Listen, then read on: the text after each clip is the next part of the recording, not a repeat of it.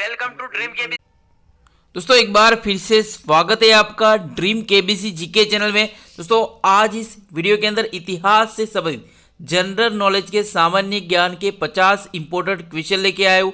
हमारा यह वीडियो आपको अच्छा लगता है, नॉलेजेबल लगता है, आपकी स्टडी में हेल्पफुल लगता है तो इसे लाइक कीजिए, शेयर कीजिए। और अभी तक आपने हमारा यह channel dream KBC GK channel subscribe नहीं किया है, आप हमारी चैनल पर नए हो तो दोस्तों आपको नम्र विनती रहेगी, आप नीचे रहे रेड कलर के सब्सक्राइब बटन को दबा दीजिए और बाजू में रहे बेल आइकन को दबा दीजिए ताकि आपको हमारे आने वाले ऐसे ही फुल्ली नॉलेजेबल वीडियो की नोटिफिकेशन मिलती रहेगी। दोस्तों वीडियो अंत तक देखिए, अच्छा लगे तो लाइक जरूर करना। क्वेश्चन नंबर 151, जैन धर्म के प्रथम तीर्थकर तथा संस्थापक कौन थे? अगर आपको पता हो तो इस क्वेश्चन का आंसर आप कमेंट भी कर सकते हो और अपना नॉलेज भी चेक कर सकते हो। तो इस क्वेश्चन का उत्तर ऋषभ देव। तो जैन धार्मिक विचार के अनुसार जैनों के 24 तीर्थकर हुए हैं। इसमें ऋषभ देव जिसे आदिनाथ पहले तीर्थकर थे और जिन्हें जैन धर्म का संस्थापक माना जाता है। ऋग्वेद में ऋषभ देव तथा अरिष्टनेमी नामक तीर्थकरों की चर्चा है। तो ऋषभ देव जैन धर्म के प्रथम तीर्थकर और संस्थापक है और जैन धर्म के 24वें तीर्थकर महावीर स्वामी हुए थे और जैन धर्म के 23वें तीर्थकर पार्श्वनाथ थे। पार्श्वनाथ काशी नरेश अश्वसेन के पुत्र थे। उनका निर्वाण सम्मेद शिखर पर हुआ था। क्वेश्चन नंबर 2, कश्मीर में आयोजित चतुर्थ बौद्ध संगति की अध्यक्षता किसने की थी? अगर आपको पता हो तो इस क्वेश्चन का आंसर आप कमेंट भी कर सकते हो और अपना नॉलेज भी चेक कर सकते हो। दोस्तों इससे पहले मैंने इतिहास के 1 से लेकर 50 क्वेश्चन का पार्ट 1 अपलोड किया था, वो वीडियो आपने नहीं देखा है तो उसकी लिंक मैंने इस वीडियो के डिस्क्रिप्शन में दे दी है, वहाँ जाके आप देख सकते हो। ये 500 क्वेश्चन का सीरीज है। तो इस क्वेश्चन का वसुमित्र ने की थी। तो चतुर्थ बौद्ध संगति कब हुई थी? तो प्रथम सदी में हुई थी, ईस्वी की प्रथम सदी में कुंडल वन कश्मीर में हुई थी और इसके शासक इस समय कनिष्क का साम्राज्य था, कनिष्क के शासनकाल में हुई थी चतुर्थ बौद्ध संगति और वसुमित्र इसके अध्यक्ष थे। और जैसे कि प्रथम बौद्ध संगति 483 ईसा पूर्व में हुई थी, राजगिरी में हुई थी, अजात शत्रु शासक थे उस समय पे और इसके अध्यक्ष प्रथम बौद्ध संगति के अध्यक्ष कौन थे? तो महाकश्यप थे।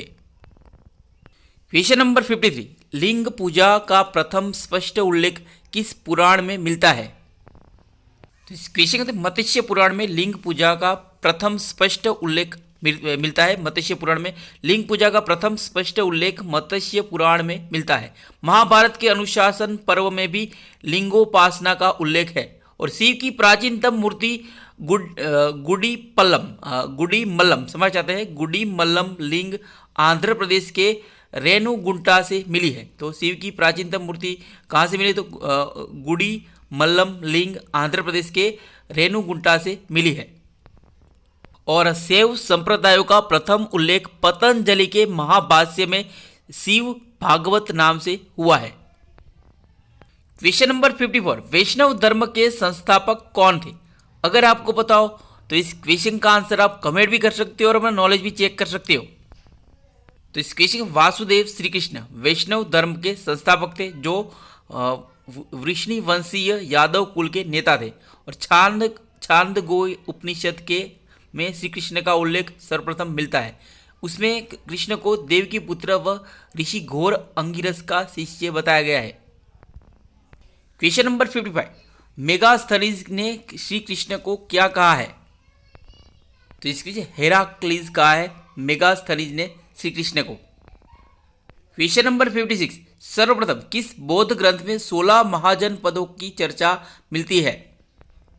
तो इस क्वेश्चन अंगुत्तर निकाय में। तो 6ठी शताब्दी ईसा पूर्व में 16 महाजनपदों का उदय हुआ था जिसमें मगध सर्वाधिक शक्तिशाली महाजनपद था और बौद्ध ग्रंथ अंगुत्तर निकाय में पहली बार 16 महाजनपदों की चर्चा मिलती है। तो इन महाजनपदों में एकमात्र अस्मक जो नर्मदा के दक्षिण भारत में था जहां इक्ष्वाकु वंश के शासकों ने शासन किया था। और भगवती सूत में भी 16 महाजनपदों की चर्चा मिलती है जैन ग्रंथ भगवती सूत में। क्वेश्चन नंबर 57, विश्व का इतिहास का पहला गणतंत्र गणराज्य कहाँ स्थापित हुआ था? तो इसके लिच्छवी गणराज्य वैशाली। लिच्छवी विश्व का इतिहास का पहला गणतंत्र गणराज्य स्थापित हुआ था। क्वेश्चन नंबर 58, प्राचीन 16 महाजनपदों में सर्वशक्तिशाली महाजनपद कौन सा था? अगर आपको पता हो तो इस क्वेश्चन का आंसर आप कमेंट भी कर सकते हो और अपना नॉलेज भी चेक कर सकते हो। कृपया कमेंट करके बताएं। तो इस क्वेश्चन का आंसर मगध। इससे पहले मैं इसका आंसर आपको बता दिया है। तो 16 महाजनपद थे, इसमें सर्वशक्तिमान महाजनपद मगध था। क्वेश्चन नंबर 59, मगध पर शासन करने वाला पहला शासक वंश कौन सा था? मगध पर शासन करने वाला पहला शासक वंश कौन सा था? अगर आपको पता हो तो इस क्वेश्चन का आंसर आप कमेंट भी कर सकते हो और अपना नॉलेज भी चेक कर सकते हो। तो इस क्वेश्चन का होता है हर्यक वंश। तो मगध पर शासन करने वाला पहला शासक ये वंश हर्यक वंश था। इसके बाद शिशुनाग तथा नंद वंश ने शासन किया था। नंदों को समाप्त कर मौर्य वंश ने शासन आरंभ किया था। क्वेश्चन नंबर 60, चाणक्य की सहायता से किस शासक को अपदस्थ करके चंद्रगुप्त मौर्य मगध का शासक बना था? तो इस क्वेश्चन धनानंद। तो चाणक्य की सहायता से धनानंद जो नंद वंश का अंतिम शासक धनानंद को अपदस्थ करके चंद्रगुप्त मौर्य मगध का शासक बना था। क्वेश्चन नंबर 61, सम्राट अशोक ने किस मंत्री की सहायता से राजगद्दी प्राप्त की थी? तो इस क्वेश्चन राधागुप्त। तो मंत्री राधागुप्त की सहायता से राजगद्दी प्राप्त की थी सम्राट अशोक ने। तो सम्राट अशोक का समयकाल ईस्वी सन पूर्व 273 से 232 ईसा पूर्व माना जाता है। और सम्राट अशोक ने 273 ईसा पूर्व में ही सिंहासन प्राप्त कर लिया था, परंतु 4 साल तक गृह युद्ध में रत रहने के कारण अशोक का वास्तविक राज्याभिषेक 269 ईसा पूर्व में हुआ था। शासक बनने से पहले वह सम्राट अशोक उज्जैन तथा तक्षशिला का गवर्नर था। उसने मंत्री राधागुप्त की सहायता से गद्दी पाई थी। क्वेश्चन नंबर 62, सम्राट अशोक की माता का नाम क्या है? अगर आपको बताओ तो इस क्वेश्चन का आंसर आप कमेंट भी कर सकते हो और अपना नॉलेज भी चेक कर सकते हो। वेरी वेरी इंपॉर्टेंट क्वेश्चन है ये। तो इसकी सुभद्रांगी। तो सम्राट अशोक की माता का नाम सुभद्रांगी था। वह चंपा अंग प्रदेश की राजकुमारी थी। अंग एक महाजनपद था। और सम्राट अशोक ने कश्मीर तथा खोतान पर अधिकार किया था। कश्मीर में अशोक ने श्रीनगर की स्थापना की थी। क्वेश्चन नंबर 63, सर्वप्रथम 1750 ईस्वी में किस विद्वान ने सम्राट अशोक की लिपि का पता लगाया था? अगर आपको पता हो तो इस क्वेश्चन का आंसर आप कमेंट भी कर सकते हो। वेरी वेरी इंपॉर्टेंट क्वेश्चन है। तो इस क्वेश्चन का था टील पैंथर। तो सर्वप्रथम 1750 ईस्वी में टील पैंथर विद्वान ने सम्राट अशोक की लिपि का पता लगाया था। यहाँ पे लिपि का पता लगाया था। क्वेश्चन नंबर 61, 1837 ईस्वी में किसने अशोक के शिलालेखों को पढ़ने में सफलता प्राप्त की थी? तो इस क्वेश्चन जेम्स प्रिंसेप। तो 1837 ईस्वी में जेम्स प्रिंसेप ने अशोक के शिलालेखों ब्राह्मी लिपि को पढ़ने में सफलता प्राप्त की थी। ब्राह्मी लिपि के शिलालेख को सबसे पहले पढ़ने में किसने सफलता प्राप्त की थी? तो जेम्स प्रिंसेप ने 1837 में। क्वेश्चन नंबर 65, मौर्य सेनापति पुष्यमित्र शुंग ने किसकी हत्या करके शुंग वंश की स्थापना की थी? अगर आपको पता हो तो इस क्वेश्चन का आंसर आप कमेंट भी कर सकते हो और अपना नॉलेज भी चेक कर सकते हो। वेरी वेरी इंपॉर्टेंट क्वेश्चन है ये। तो इस क्वेश्चन में मौर्य शासक बृहद्रथ।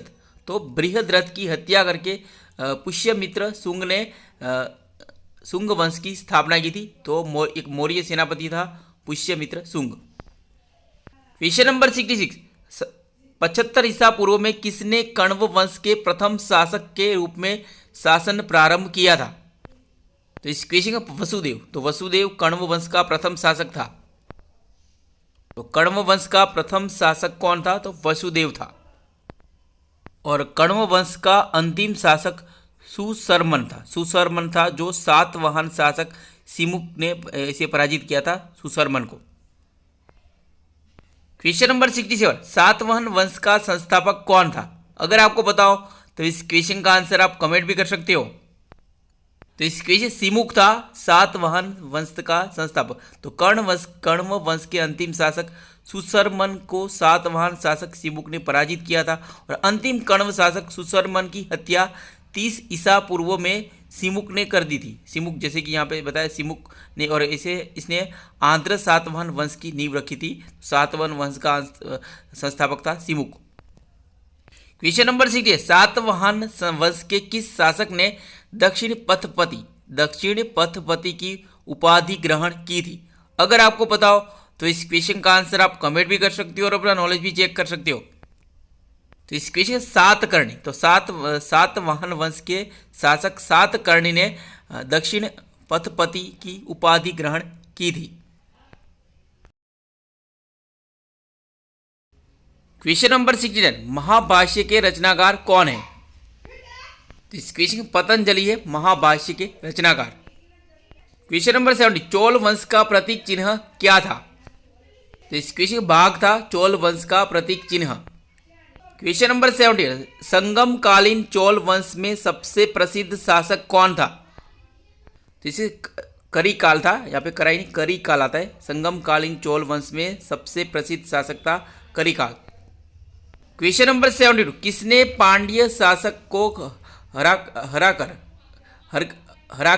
पांड्य शासक हराक्लीस की पुत्री का शासन बताया है? जो किसने पांड्य शासन को हराक्लीस की पुत्री का शासन बताया है? क्षमा चाहते हैं, किसने पांड्य वंश के शासन को हराक्लीस की पुत्री का शासन बताया है? तो इस क्वेश्चन मेगास्थनीज ने पांड्य शासन को हराक्लीस की पुत्री का शासन बताया है।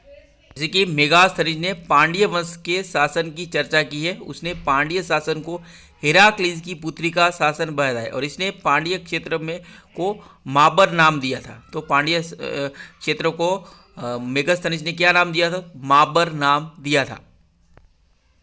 क्वेश्चन नंबर 73, कौन सा गुप्त शासक स्वयं को लिच्छवी दोहित्र कहने पर गर्व का अनुभव करता था? तो इसकी समुद्रगुप्त, जिसे भारत का नेपोलियन कहा जाता है। समुद्रगुप्त का समयकाल 335 से 375 ईसा पूर्व है। तो चंद्रगुप्त प्रथम के पश्चात उसका पुत्र समुद्रगुप्त शासक बना था। तो वह लिच्छवी राजकुमारी कुमार देवी की से उत्पन्न हुआ था। वह स्वयं को लिच्छवी दोहित्र कहने पर गर्व का अनुभव करता था समुद्रगुप्त। क्वेश्चन नंबर 74, समुद्रगुप्त ने किस नाम से कई कविताएं भी लिखी है? तो इस क्वेश्चन का कविराज। समुद्रगुप्त एक उच्च कोटि का कवि भी था। उसने कविराज नाम से कई कविताएं भी लिखी है। एक सिक्के पर उसे वीणा बजाते हुए दिखाया गया है। क्वेश्चन नंबर 75, गुप्त वंश का अंतिम प्रतापी शासक कौन था? तो इस क्वेश्चन स्कंदगुप्त, इसका समयकाल 455 से 467, 455 से 467 ईस्वी है। तो स्कंदगुप्त गुप्त वंश का अंतिम प्रतापी शासक था। स्कंदगुप्त ने 466 ईस्वी में चीनी सांग सम्राट के दरबार में राजदूत भेजा था, और स्कंदगुप्त ने सुदर्शन झील का जीर्णोद्धार करवाया था जूनागढ़ में, गुजरात में। क्वेश्चन नंबर 76, भारत में प्रथम रेलवे लाइन किसने बिछवाई थी? तो इस क्वेश्चन का जॉर्ज क्लार्क ने बिछवाई थी भारत में प्रथम रेलवे लाइन। क्वेश्चन नंबर 76, किसके द्वारा बंगाल व बिहार में स्थायी बंदोबस्त का शुभारंभ किया गया था? तो इसकी लॉर्ड कॉर्नवालिस के ने द्वारा बंगाल और बिहार में स्थायी बंदोबस्त का शुभारंभ किया गया था। क्वेश्चन नंबर 78, पंजाब में सिख राज्य के संस्थापक कौन थे? तो इस क्वेश्चन रणजीत सिंह थे। महाराजा रणजीत सिंह पंजाब के सिख साम्राज्य के संस्थापक थे। क्वेश्चन नंबर 78, सिंध विजय का श्रेय किसे दिया जाता है? तो इस क्वेश्चन सर चार्ल्स नेपियर को दिया जाता है सिंध विजय का श्रेय। क्वेश्चन नंबर 80, भारत में सहायक संधि का जन्मदाता कौन है? तो इसकी डुप्ले है, यहाँ पे सहायक संधि है। क्वेश्चन नंबर 81, पंजाब के राजा रणजीत सिंह की राजधानी कहाँ थी? तो इसकी लाहौर थी, पंजाब के महाराजा रणजीत सिंह की राजधानी। क्वेश्चन नंबर 82, किस अंग्रेज को प्रशासनिक सेवा का जनक कहा जाता है? तो इस क्वेश्चन का कॉर्नवालिस। तो कॉर्नवालिस को प्रशासनिक सेवा का जनक कहा जाता है। क्वेश्चन नंबर 83, किस गवर्नर जनरल का कार्यकाल शिक्षा सुधारों के लिए माना जाता है? तो इस क्वेश्चन का विलियम बेंटिक। तो विलियम बेंटिक गवर्नर जनरल का कार्यकाल शिक्षा सुधारों के लिए माना जाता है।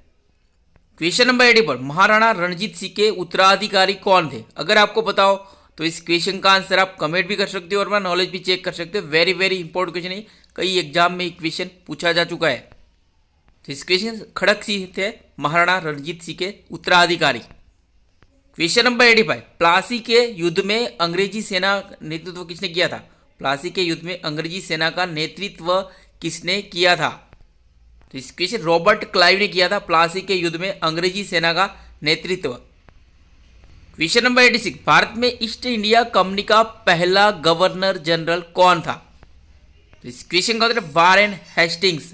तो वारेन हेस्टिंग्स भारत में ईस्ट इंडिया कंपनी का पहला गवर्नर जनरल था।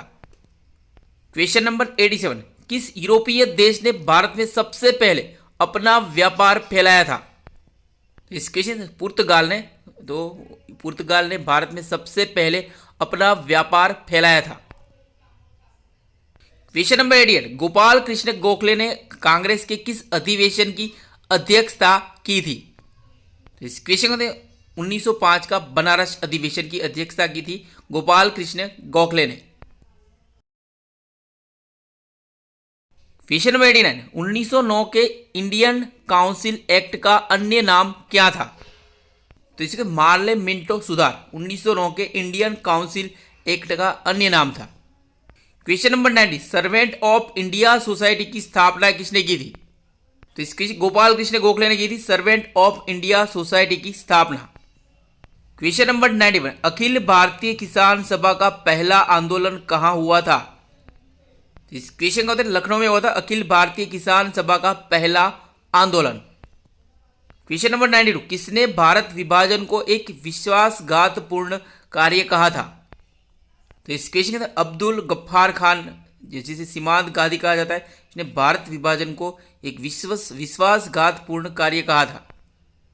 क्वेश्चन नंबर 93, विदेश में सर्वप्रथम तिरंगा फहराने का श्रेय किसे दिया जाता है?